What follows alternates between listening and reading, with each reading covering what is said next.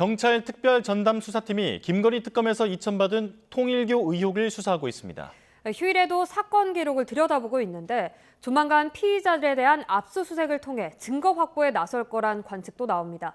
사회부 취재기자 연결합니다. 이현정 기자, 경찰이 조만간 강제 수사에 착수할 가능성이 커 보이는 상황인 거죠? 네, 경찰 특별전담수사팀은 휴일인 오늘도 인원 대부분이 나와 통일교 의혹을 둘러싼 진술과 증거를 분석하며 수사를 이어가고 있습니다. 경찰이 사건 관련자들과 소환조사 일정을 조율 중인 가운데 조만간 피의자들에 대한 압수수색에도 나설 거라는 관측도 있습니다. 윤영호 전 통일교 세계본부장이 금품 제공 의혹 관련 진술을 번복한 만큼 혐의 입증을 위해서는 물증 확보가 중요한 상황이기 때문입니다.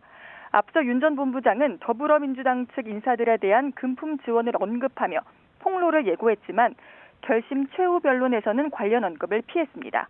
이어 국민의힘 권성동 의원 재판에서는 만난 적도 없는 분들에게 금품을 제공하는 게 말이 안 되지 않느냐며 기존 진술을 번복했습니다. 경찰은 관련자 소환조사 조율과 함께 강제 수사도 적극 검토하며 사실관계 확인에 주력할 것으로 보입니다.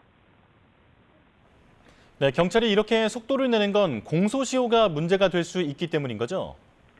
네, 앞서 경찰은 전재수 전 해양수산부 장관과 임종성 전 민주당 의원 그리고 김규환 전 미래통합당 의원 등을 피의자로 입건했습니다. 이 가운데 윤 전 본부장이 전재수 전 장관에게 금품을 제공한 시점이 2018년쯤으로 알려진 상태입니다. 이에 따라 정치자금법 위반 혐의가 적용된다면 공소시효는 7년으로 이미 지났거나 올해 말에 만료될 수 있습니다.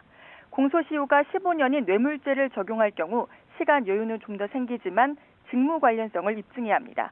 경찰 전담수사팀은 민중기 특검이 이 같은 의혹을 제대로 수사하지 않았다는 직무유기 혐의 사건에 대해서도 수사에 나섰습니다. 민중기 특검 관계자들에 대한 참고인 조사 가능성도 거론되는데 특검에서 회의 기록 등 관련 자료를 넘겨받아 편파 수사 의혹의 사실관계를 따져볼 것으로 보입니다. 지금까지 사회부에서 YTN 이현정입니다.